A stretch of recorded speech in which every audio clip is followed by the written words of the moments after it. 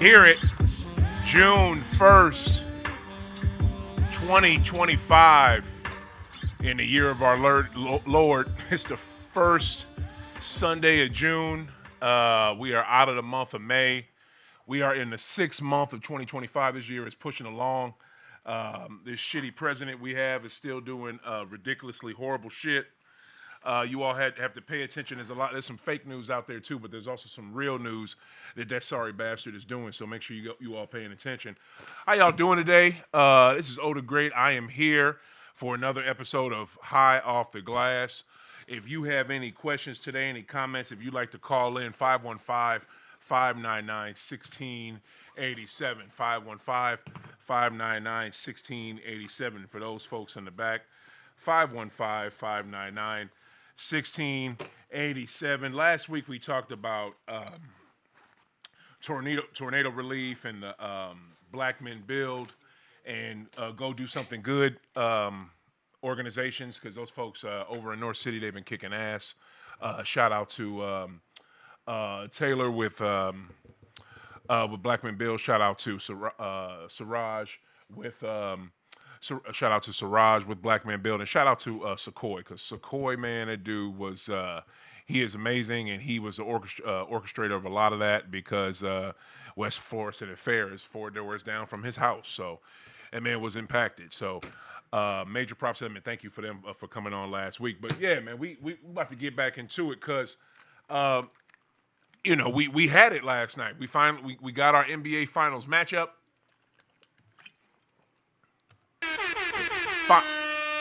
Final start in 5 days. I'm excited about it. I'm not gonna front. I'm a little sad too, because this is literally the first. This is the first NBA Finals, y'all, in 4 years?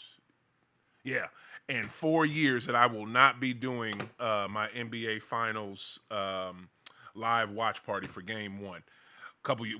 Back in 22, I did it for 2 games. Did it for 1 and 6. But yeah, man, I'm a little hurt by it, but the show goes on, and the thing about it, right?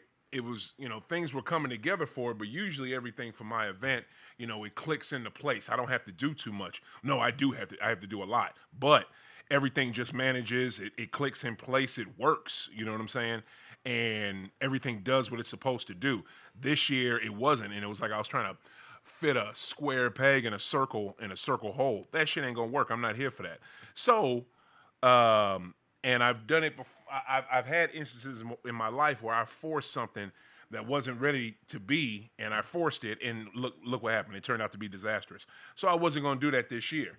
So I decided not to, and yeah, I just and again, unfortunately, C's aren't in it. But shit. When I've done this before, I've done it 5 times. 21 with Phoenix versus Milwaukee. Milwaukee won. Then the next year it was Boston versus Golden State. Golden State won. The year after that, Miami, Denver. Denver won. Then the year after that, champs versus Dallas. We end up winning, which they were supposed to do. And then this year, so I've only had it with the C's in there twice. Yeah, guess we've been blessed for that. But that is not where I planned on starting today. Today, I'm gonna start with, man. I'm gonna start with something legit, man. It's an end of an era. Last night was the last time we will see inside the NBA on TNT. It's the last time you'll see the TNT Sports logo. I've been looking at that thing for the last 35 years. I was in 7th grade, I guess, 7th or 6th grade when TNT got when they got NBA rights.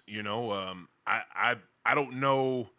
I remember how basketball was before TNT got it, and a lot of people were kind of upset when TNT got it, because when TNT got it, that meant that no game, not all the games were going to be on free TV, which they had been on for basically forever. And with them coming in, that changed the whole era, and they literally did that. and now you had to watch games on basic cable. Hey, Just, you got a filter? You got a little filter? I forgot mine in the truck. So now you have to. What up, Joe? How you living, Miss Lady? Now you have to watch. Now you have to watch your games on basic cable, and you get like a few sprinkled on. Thank you, sir. You get a few sprinkled on regular TV, and usually the biggest game, which is the championship round, which we have right now, that's on regular TV. But back in the day, everything was on regular TV, and then TNT came, and you had to get cable or steal it. You know what I'm saying? Or something if you wanted to watch all the games. Now, fast forward 35 years, now you got to have streaming services to watch games. You can't just watch games on TV anymore, on cable anymore. You got to have streaming services. I'm really scared about how this is going to look next season because I am not here to watch games on fucking Prime and Peacock. Now, mind you, I have both of those streaming services already, but I don't put it past neither one of them to charge to watch those games and or raise the price of fucking. And I'm so sick of Prime as it is. I'm done. I'm sick of Amazon as a whole. I'm sick of Prime. But just they're definitely gonna probably raise the prices on either one of those streaming services just because they got a premier product. I'm not looking forward to it. But last night, I kind of thought inside the NBA, after the game was going to be longer, but they did not make it long. They did the show was shorter than usual, and it was like the last one, but it ain't the what is it? It ain't the last one. It's the last one on TNT. But the thing that's so bad about it is that it's the end of an era. You know what I'm saying? That's why I titled this show "End of an Era" because it's gonna be on ESPN next year, I guess. But it's not gonna be the same. It's not gonna be. Exactly. Same, Joe. It's not going to be the same. I hate streaming as well. It's not going to be the same when it's on ESPN. And then, like hosting the All-Star Weekend and doing events like that, they're not going to have that anymore.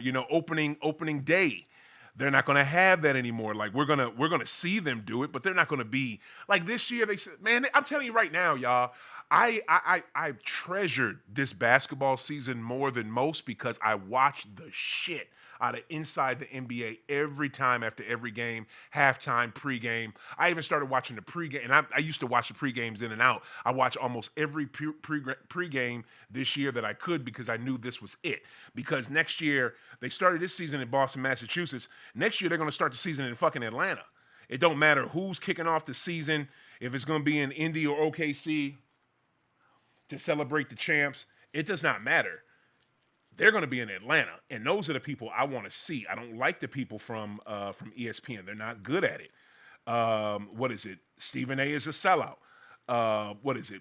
K. Perk only says shit that's click worthy. He like his analysis is his analysis is suspect. This is one of the dudes that said they need to break up the Jays. He don't know what the hell he's talking about sometimes. Sometimes he just says some crazy shit that Stephen A. or the bosses tell him to say, and his goofy ass says it. He's burnt every bridge that he had in fucking Boston, and some of that I get because one of his ex-players, Scalabrini, that dude's a piece of shit, and he's kind of orchestrated some of that shit. But a lot of it is K. Perk's fault itself.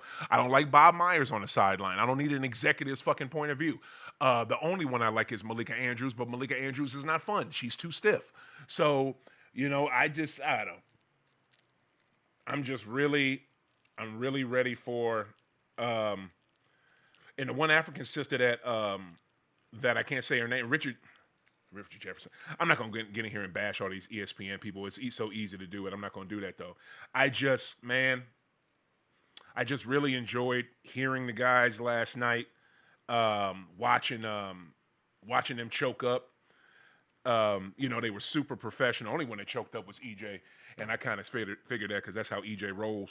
But when they showed those old pictures of former TNT and employees like Cheryl Miller and Craig Sager and people that are rest in peace, Craig. people that are no longer with the company or no longer living. I just thought that was amazing. I thought that was great. Let's see, our co-host, Montega Rebel, he sent me a text, but now I can't see the text. Why can't I see the text? Why can't I see the text? He just sent me a text, and now I can't see it. Okay, well, I think he got into a car accident. I pray that brother's all right. But yeah, man, it was sad. It was sad, but again, like Shaq said, what was it, before Game 5 in New York? They ain't done. That speech he gave pregame with Spike Lee sitting there in that Malcolm X Knicks zoot suit was sick. So I love that speech he gave. That pregame was great for that Game 5. I think that's why New York won. But yeah, man, and he said at the end of the broadcast, what was it last night? Then going to ESPN and they're not fucking around. He literally said that. I like how the Jet said they're not fucking around, use the F word. But of course, the consummate professionals, Chuck and EJ, I knew EJ wasn't gonna cuss, but Chuck did not as well, and said what they had to say and got up out of there. I just want to say, David Zaslow, you're Zasloff, whatever the fuck, however the hell you pronounce your last name, you're a piece of shit. Instead of investing in the NBA, which the company that they just put you up. See, there's another thing too, man.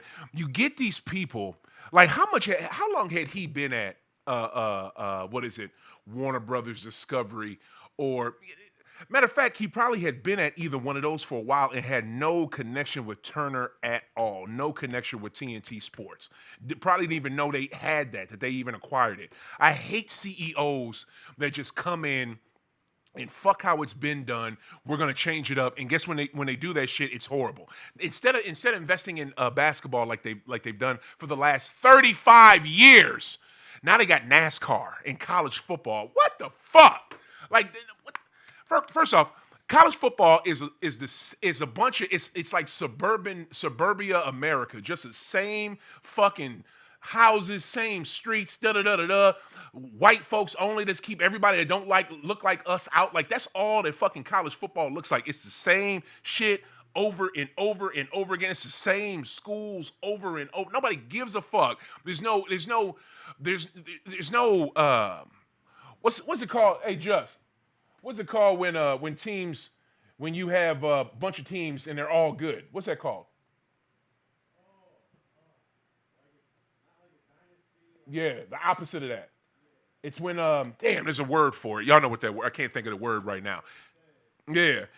In college football, you don't have there's so many good teams, and it's only like 3 or 4 every year. Same old predominantly white schools every fucking year. I'm sick of that shit. That shit is stupid. NASCAR. Okay. I like Formula One. I don't think going around in a big ass oval over and over again is fun. But NASCAR has a huge brand here. Okay. Like, to me, I just think they still could have kept the NBA. Like, these jackasses, David Zaslav did not, his product is so good. His product is so good, and the bastard didn't know it, that the other company who paid billions of dollars to keep what they had, the NBA, they realized, hey, look, we can't do it as good as y'all. Can we have what you all have, and you all just make the show and we'll buy it from you? That's how good his product is. And this bitch-ass motherfucker didn't even realize it and didn't even know it. Didn't even fucking know it. So I'm just, I'm just pissed off at that. All right, let's jump into the game. Game was what I thought it was supposed to be. I did a parlay. I don't even know. I don't want to look at it because I'm scared the shit didn't hit. I probably had too much on it. Yeah, man. I think what it didn't hit on my parlay was the because I did the. Didn't I do over? I think I did the over. I think it was Matherson because I had Matherson to get like, I think 12 or more points, and that dude, they were you talk about calls he was getting in game 4, game 5, he was not getting them shits last night, and the Knicks made sure we are not going to get beat by Benedict Matherson, saying Canada's own. So yeah, there was no way in hell. So yeah, They beat the Indy beat that ass, and it was a good game until the start of the third. And let me just go back, right? I want to go back a tick.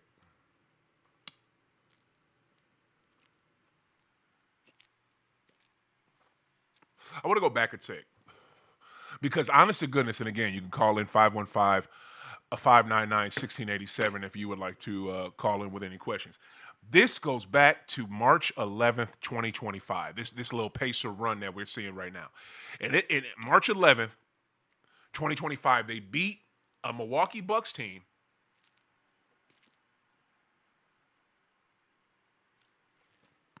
who they have been, I want to say, either slightly less good or slightly better than, for I want to say like maybe the last two seasons.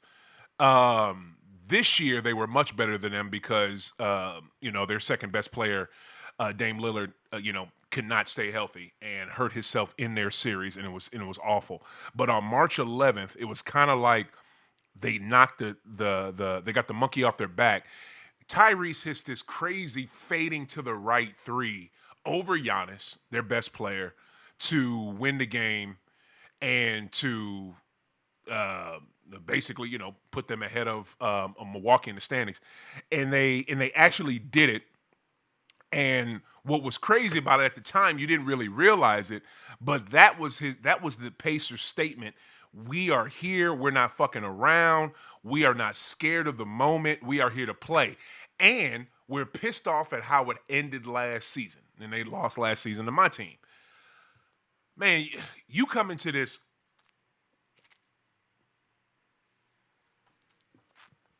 You come into this game fucking last night, man, and it was literally the biggest game for the New York Knicks in 25 years. They haven't been to a conference final since 2000. Haven't been to an NBA final since 99 and got their ass mollywopped by the Spurs. They won one game. But for them, and the crazy part is 2000, guess who was in the Eastern Conference Finals? Oh, yeah, you guessed it, Knicks and Indy. And we had the same thing 25 years later and the same result. But the thing that was great about it, it looked like the Knicks, first off, it looked like what everybody always says, the NBA won 7 games because the calls that the Knicks were getting. Bullshit ass calls.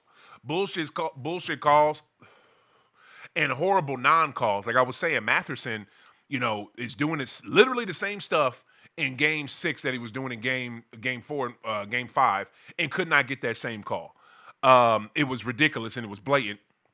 Then when you see this, New York was on fire. Like they came out bussing. Like Indy was keeping up with them, but they came out bussing.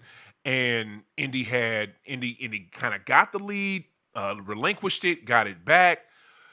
It was close. I think, what was it, at halftime? OG hits I don't know if that was a 3 or a mid-range, but whatever he did, he cut the lead from 4 down to 2. So they had a two-point lead in the second, going into halftime. Nip and tuck, damn near. Nip and tuck the whole way, but I want to say Indy had the lead for most of the game, most of the first half. But then that third quarter started.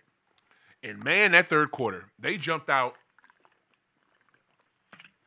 They had a 9-0 run and then just built off that. The 9-0 run was great. And then, Knicks would score. And then Indy did not let up. I think they got the lead as high as 20. I think, what was it? The Knicks, the lowest they got the lead was to, I believe, 7. And that was it. That's the closest they got was 7 points, and they could not break that 7-point gap. I'm so happy that that Indy got it done. And the main reason, not because you don't want to play a game 7 tomorrow night in New York, which of course you don't, because if you do, shit, it's really gonna be some home cooking. And they won that game last night, despite the calls going towards the Knicks. They won that game because they're the better team. But the reason why you don't want to lose that game what was it last night, is because look who's been resting since earlier this week. OKC, like OKC did not F around. They let, what was it? They let Minnesota, not let, Minnesota got that one game. And then after that, I blame, I'll get into that in a second. But OKC has been resting. They have been chilling since, I want to say, about Tuesday or Wednesday of this week. They've been resting. Oh, Indiana, you need some rest too. Like, you guys are young just like them, but you all need some freaking rest. You guys need to chill. And I'm so glad that you're going to get that, because your bodies need that. The way these NBA players, like, here's the thing, man.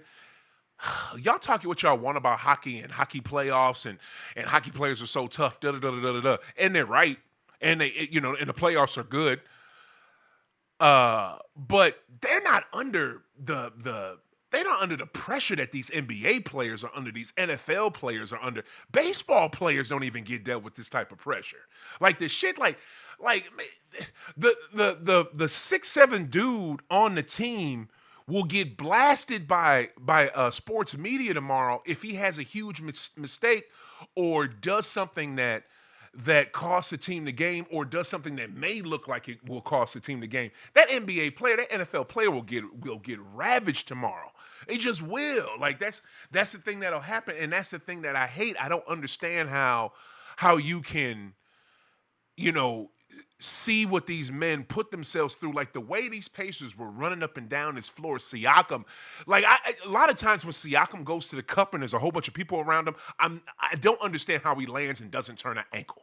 You know what I'm saying? Like, I really don't understand it. And shout out to that Pacer player, I forget who he is, who legit turned the ankle coming down yesterday in that game. Man, that's the only flaw with basketball, boy. When you get up in that air, you come down, you are so susceptible to twisting ankles. And I've done it. Basketball is my favorite sport, is my first love. It's the thing I do to make myself feel better when I can't do nothing else, or when nothing else works. And man, the pain of twisting your ankle, that pain right there, not being able to walk and it's something else. It's to me, it's another reason why I salute these players and I give them the utmost respect, no matter how good or bad they are. Because for you to be able to fight through, for you to either play through injuries, play and avoid injuries, and or play and then have to come back from an injury, I respect you for that. And I'm always gonna, be there for you, because that's the most professional. Professional sports are ridiculous. So to see what Miles Turner and Pascal Siakam and Halliburton too. And Halliburton did not have a good game. He did not get off until the second half. It was almost like they were waiting for him, which makes sense because they were. And Halliburton did not get off, but he had a great second half. He was taking advantage of being open. He was taking advantage of matchups. The things that we wanted him to, like, I thought I would see him do throughout the whole game for 4 quarters. We saw him do it for 3 and 4, So I mean, for the third and fourth quarter. So that was a great thing with that. I just really hope Indy can get into the series with OKC, because I don't think that it is gonna be just a this is the OKC Invitational and da. Like, it was starting to look like that, especially in that Minnesota conference final, because Minnesota did not have it. That coach, Chris Finch, I think is a decent coach, but one thing he does not do, he does not adjust well. And you knew that in that last game, all they were going to do was take away your superstar. You don't set screens. You don't have plays already planned out, ran to free up your superstar so he could do his thing. I don't understand that. You don't have you don't have another backup, but besides a backup for Rudy Gobert when he's out there and he just looks like a big goofy fuck. Like, I mean, the only thing the dude can do is grab rebounds and boards, but the bad part about it is he only does it sometimes. And the other thing too is he does get smacked around a lot. Like you talk about, I think Mr. Overrated. I don't think it's Halliburton. I think they got that wrong. I think it was Gobert. I think it's Gobert because those players in the league do not respect that cat at all, and it's evident. But it's just like when you number one, they don't give him the call when they smack the ball out of his arm. Like when they smack his arm and the ball gets loose, he doesn't get the call. But it's just but then it happens over and over and over again. Then he does something crazy, like he shoves somebody like 2 times smaller than him, and it's egregious, and they're wondering why you just shoved him. But it's because he's pissed off for all them calls he didn't get. You know what I'm saying? It's just fucked up. Like that's just how it is. You have to, if someone's getting fouled, this is the NBA called a foul, but they didn't. But I just Minnesota, you did a horrible job of stopping OKC. You had the better player in Ant, but you didn't take advantage of it. And I believe that the Pacers, with this Rick Carlisle as their coach, this dude is, he was a 2011 NBA champion. This man knows how to coach basketball. What he's going to do, he's not going for that bullshit. He's going to actually get the ball to his superstar, and his superstar is going to drive and dish and give it to people that they need to so they can beat OKC. Because OKC, again, they're a good team, but they're extremely young and they've never been on this level. Neither have the Pacers, I understand that, but I really feel like OKC is getting some benefit of the doubt, and they're getting some calls that I don't know if other fresh new teams would get. I don't know if they would get all those calls that OKC gets on the road, but OKC is good. Don't get me wrong. I just really think that, and I did think that that Minnesota would beat OKC. I did. I was wrong with that. Was 100% wrong with that. But I know that this Pacer team, you got an NBA champion in Pascal Siakam. The man don't fucking miss a basket. Like every time the cat shoots, he doesn't miss. You have an NBA championship coach in Carlisle. You have players that are pissed off and hungry. Like they are very, very hungry. You don't see the only time you ever see that smiling and joking and all that shit from the Pacer team was last night when they got their Eastern Conference final championship. When they got their Eastern Conference championship, that's the only time I've ever seen those cats smile. OKC, they do all that. They do that goofy shit. Now again, I've said this before. I said this multiple times. Said this on Beetle and Degger, and said this on High Off the Glass. What is it? They are much more mature than they have been in years prior. They just have. I like what I'm seeing now, but they still look goofy. That other Williams kid, man, he's got to be mixed. He got to be black and Asian. All he does is cheese. Like all he does, even when he's playing, he's like Dwight Howard. The shit gets on my nerves. Like you smile too much, motherfucker. Like don't be like Dwight Howard. Do all that fucking smiling, then don't never win shit. You know what I'm saying? Because Dwight never. But I'm sorry, yeah, he did get that one championship with the Fakers in the bubble and shit, and the Fakers played themselves by not bringing him back, and I was happy for that. But yeah, man, this OKC team, I think they're more mature. Their defense is stagnant. They are ready to do the damn thing, but I just don't think they could beat them. I don't see it.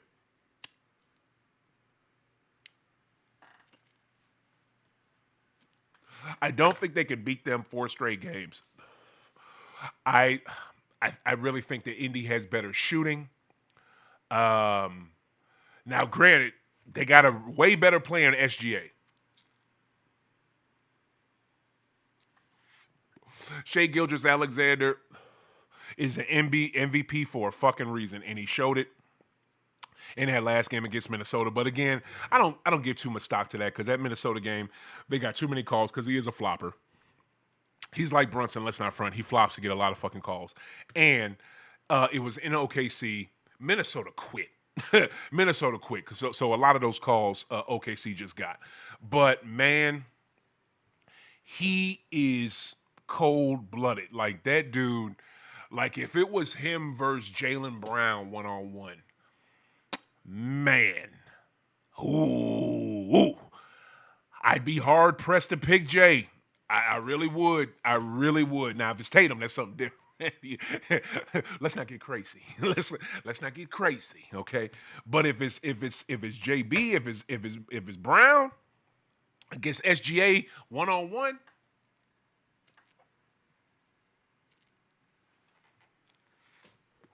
I don't know, y'all.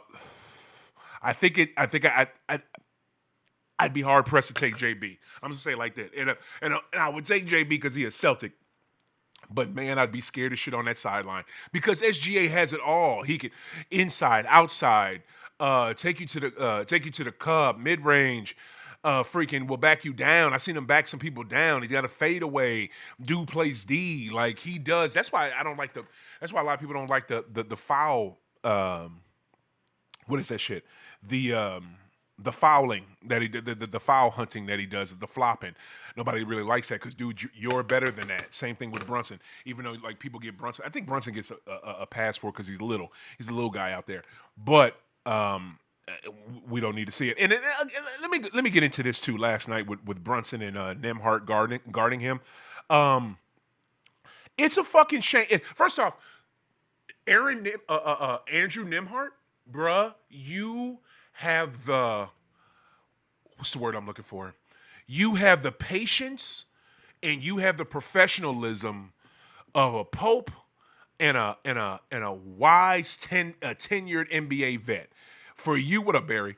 For you not to beat Jalen's ass or want to beat his ass or at least look like you're going to after this man all game pushes you here, shoves you there, bows you here in one particular play in the third quarter, bows you, then when you get thrown back from the bow, you get back up to play D.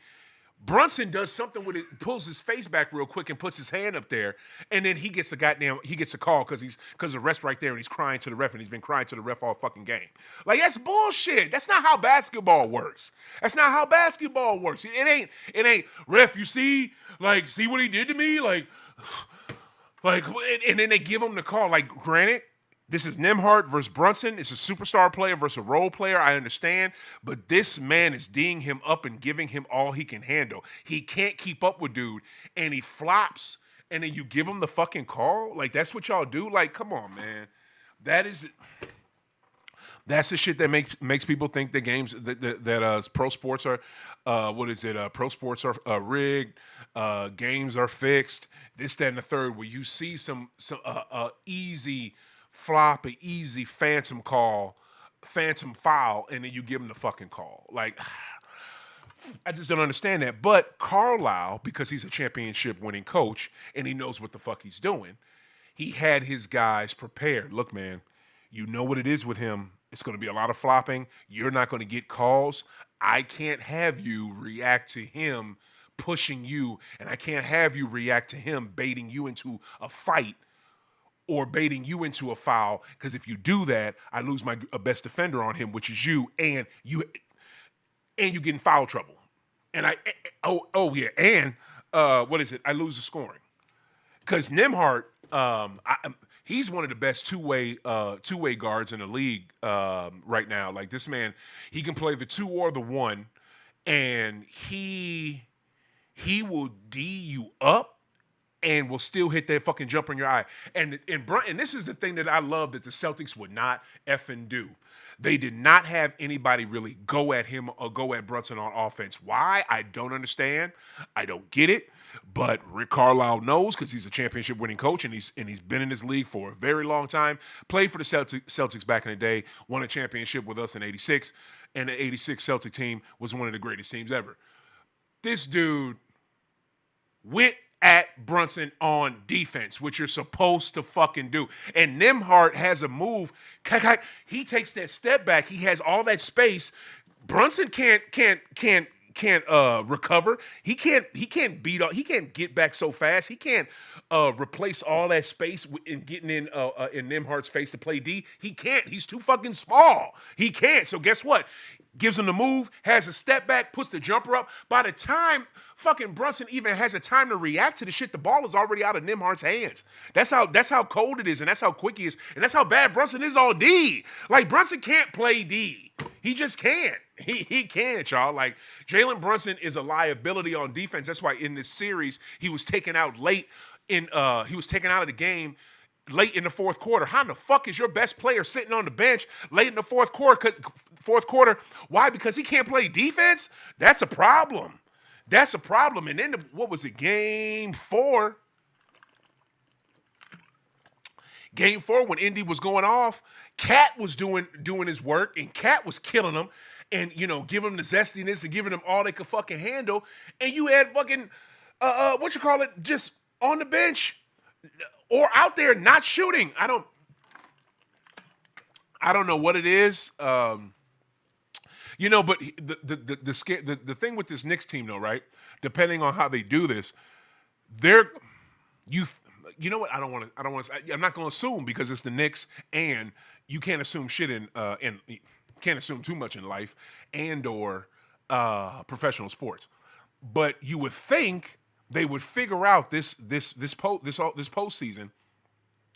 We have to figure out a way for both of our stars to get off at once. We have to figure out how we can have our stars play like JT and JB, where they both can be going, because that was our problem. That was a problem with the motherfucking Celtics before we won our chip. It would be JT, you go, then JB, you go. And that's how it was. And that was the problem. When you're able to have both go, that you're unstoppable. And not gonna lie, we really couldn't get both of them going in that round against the Knicks. But it's not something, I don't really knock them for that, because it's I get it. It's easy. You just got put together.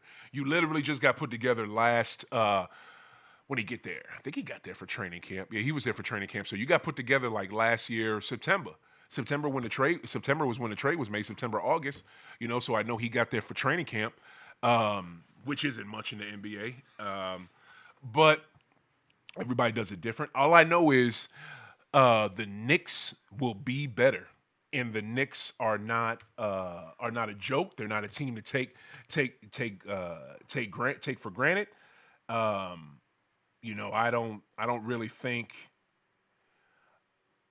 I don't really think that they're going to take too far of a step back. I think that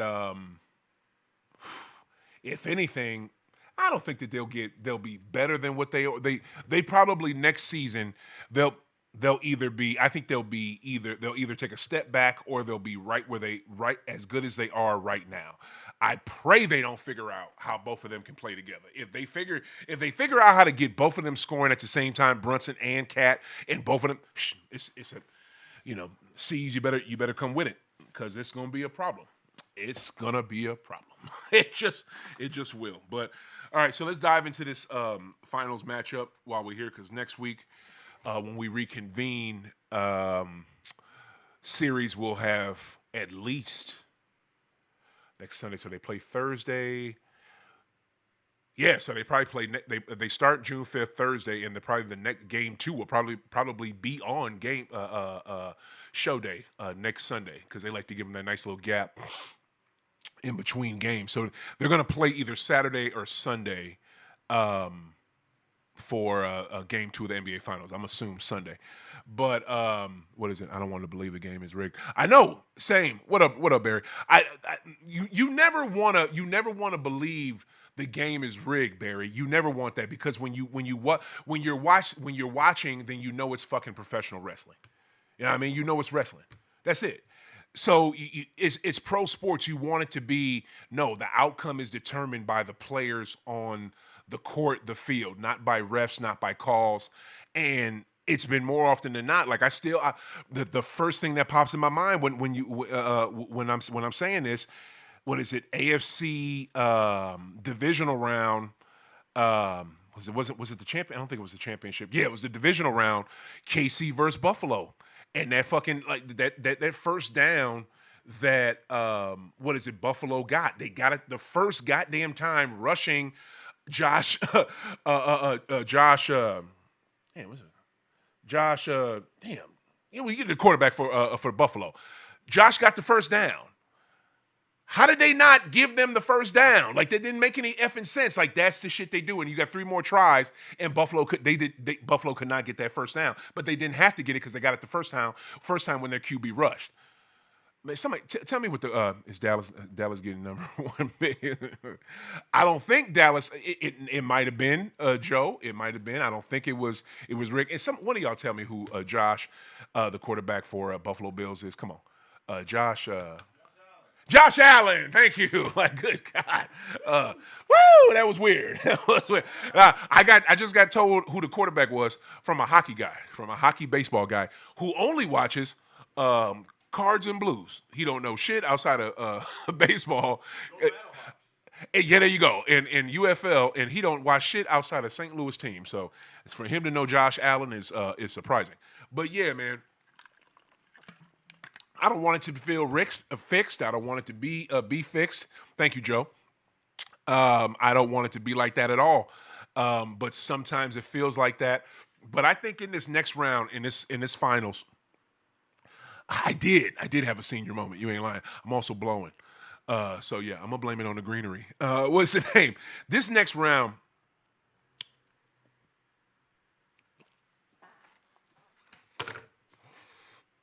I don't see them. Yeah, Indy in 7. I don't see any game where OKC just gives it away. OKC is not that type of team. Mark Daigneault, coach of the OKC Thunder, give props in Massachusetts in the house. You know what I mean? Massachusetts, born and bred. I think he's from Fall River. You know what I'm saying? Fall River stand up. You know what I mean? Anything Mass, we rep it. You talk about somebody out of nowhere coach. This dude was an assistant for Billy Donovan on the Thunder team. You couldn't, man, if you had that dude, you couldn't pick him. You couldn't pick him out of a lineup right now. You couldn't pick the man out of a lineup right now. He's in the motherfucking NBA Finals. You know what I'm saying? He's a coach in the NBA Finals, and y'all could not pick him out of a goddamn lineup. You know what I mean? Y'all couldn't do it. But if it was a lineup between the two coaches from last year, you had Jason Kidd, ex-NBA player, co-rookie of the year, never won a championship. No, wait. Did he? Yep, won a championship in 2011 with his Dallas Mavericks. Oh, yeah, and he coaches that team. Boom, you would know him. You would see the other guy. It would be Joe Mazzulla. He would look a little weird, and he got crazy eyes. You would be like, okay, you would know who that. You do not know who Mark Daigneault is. I got to give this dude props. He has coached his ass off this year. This OKC team always he goes to his bench and he has an answer if such and such isn't doing it. And I mean, he has an answer for bench players. For bench players, let me take you out. Let me put this guy in because this can, his team is deep. His team is deep. They may be deeper than OKC than Indy. And Indy is deep. Indy probably the deepest team on the in the Eastern Conference. It would have been my team, but my coach was scared to play his players. He didn't want to play his players. So what is it? I really don't think I really think this this final is going to be great. OKC is going to be so good. They are going to be like the Pacers players and coaching staff and organization as well, because it takes a nation. You know what I'm saying? Like for everybody to be in the perfect mind frame they need to be in to win this game, this type of game. Everything has to be right. Home has to be perfect. Road accommodations have to be perfect. Flight should be perfect. Every fucking T should be dotted and crossed. A T should be crossed. I's dotted. All this bonbons and all that good shit. You have to do that type of shit if you want to win a championship. So from everybody from the organization, from the damn road, what is it? Whatever Costanza's job was when he was on Seinfeld and shit. When you know what I'm saying? When he was an assistant to the fucking road trip manager, whatever the fuck. That person, you know what I mean? They got to be on it. so does it. So Quinn Buckner in the Pacers. What is it? Local media. They got to be. You know what? No, because I don't think they're covering it.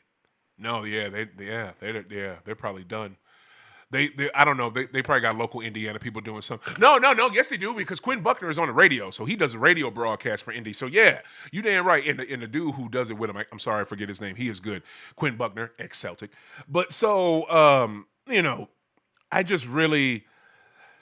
Oh my God, it's going to be such a good game, man. I just that matchup between SGA, the MVP, and Halliburton. Like here it is. But see, here's the thing. Here's the thing. My wife said this shit last night. We watching the game. The best player is fucking Pascal. It ain't no Halliburton, man. Pascal don't miss. The brother does not miss, y'all. Like almost every shot he makes goes in because he's not scared to take the shot. And he's not scared of the moment because he's been there. He just won in 2019. Like, so I mean, it's that team is good. Like, real talk. That's the matchup I want to see. I want to see Pascal switch on and cover SGA for a little bit because that may have to happen. I want to see Tyrese cover SGA because that's going to have to happen. Tyrese, do you actually have D? Because you can knock a ball loose. You can get a steal. Like you can definitely knock a ball loose. You can do and I'm calling it a reach in, but it's not a reach in foul. You do a good quick reach in when the player's looking the other way and knock that and get that little ball free and you get that steal. You can do that, but can you D somebody the fuck up? Can you D somebody up from full court? Can you stay in front of SGA? Because if you can stay in front of SGA, you a bad boy. Because SGA is quick. SGA is fast as shit. Like that's just how it is. That man has speed. That's why he's one of the best players in the league right now. So I just this league is so beautiful and so dope. It's just you have all these once in a lifetime greatest athletes in the world watching two teams play and they not playing. You got people as good as Apollo Bencaro and Kevin Durant just working out in the gym right now. Why? Because they mad they not playing. You know what I'm saying? Like, oh man, like this game is something else. It's like I said, it's the greatest sport on earth. It's the greatest game on earth. Indy, get it done. Do not take game one for granted. I think the only thing I was going to use the rust. You can't even use rust because shit, they both going to get a significant amount of rest, significant amount. So they both can maybe be rusty. So I don't know, but I do see. I think OKC can. I think Indy can take game one. I think Indy can take game one. I think they can steal it. And I think that'll happen. And for my boy Barry, before we wrap up today, and Barry, I know you, if you're still out there, you're going to want to hear it. We got a marijuana minute, and I'm excited to do it. We're going to do it right before we get out of here. Let's hit it.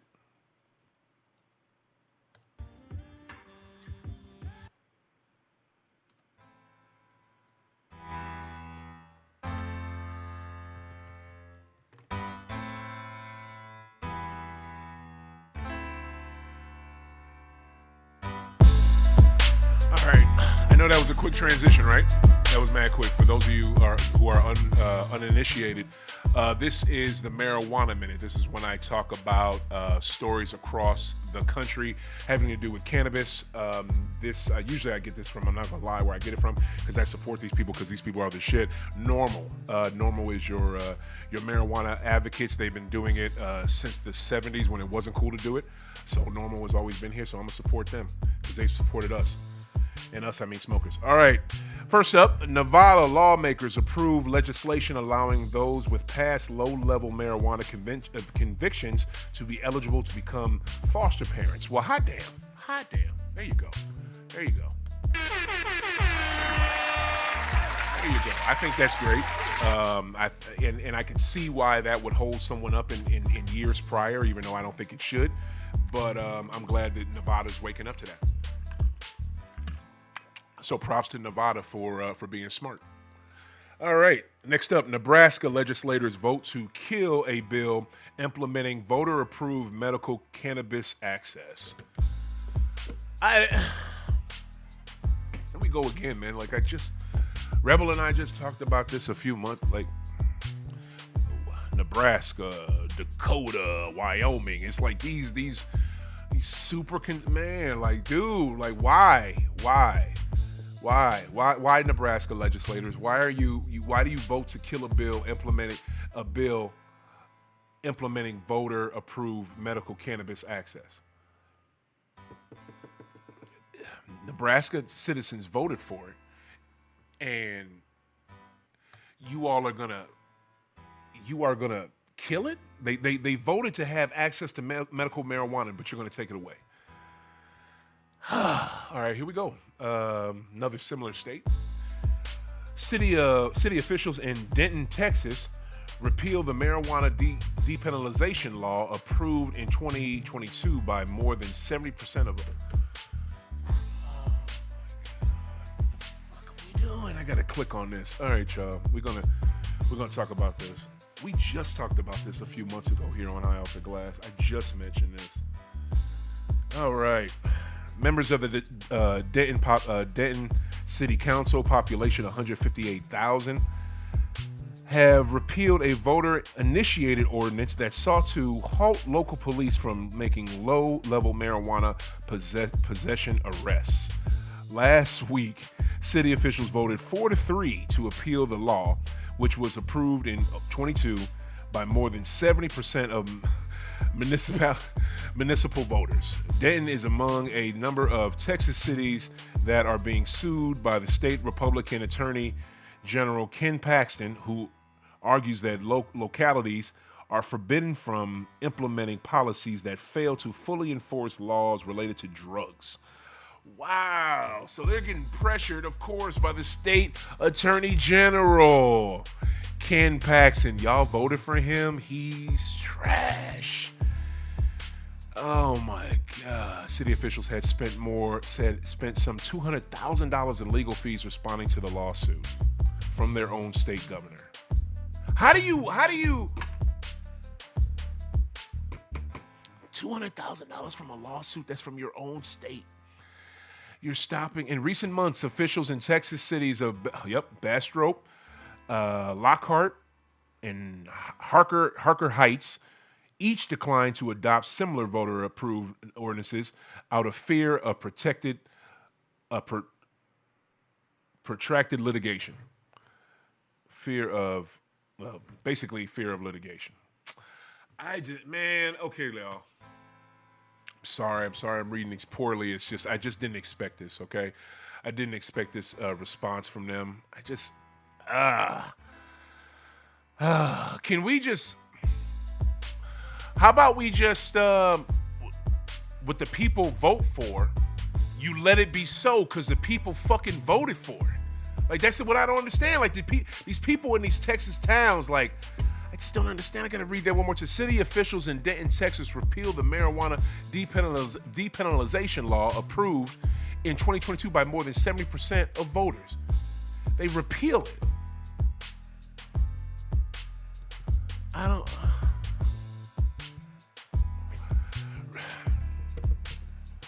Researchers find compelling evidence that CBD offers a comprehensive treatment approach to Alzheimer's disease. Heard that? Been hearing that for a long time. Yep, okay. Study findings provide evidence of improved pain, anxiety, depression, and sleep quality for older adults who use cannabis. Yep, that makes sense. Wow. All right, y'all. It is. Oh, for real. Talk about it, Joe. Like Texas and Nebraska. Good God. All right, y'all. It's another episode of High Off the Glass. We about to get up out of here. Check Montega. Hopefully he's all right. See if that brother's good. And this was a good one. Sorry I dropped so abruptly from basketball to the marijuana minute. Just had to get it in because we are over and we got to get up out of here. Thank you to my producer, Justin Kickett. Major shout out to partnership with STL Cannabis Club in Cola Lounge on Cherokee Street in St. Louis, Missouri. First ever cannabis consumption lounge here in the city of St. Louis. So make sure you guys check them out. They might be the only one now too, because everybody else a lot of other folks is folded. But check out Cola Lounge. They are the shit. And STL Cannabis Club, who have been huge during this tornado relief. So check them out. You gotta support the folks that support High Off the Glass. Love y'all. Keep smoking. Keep hooping. We out.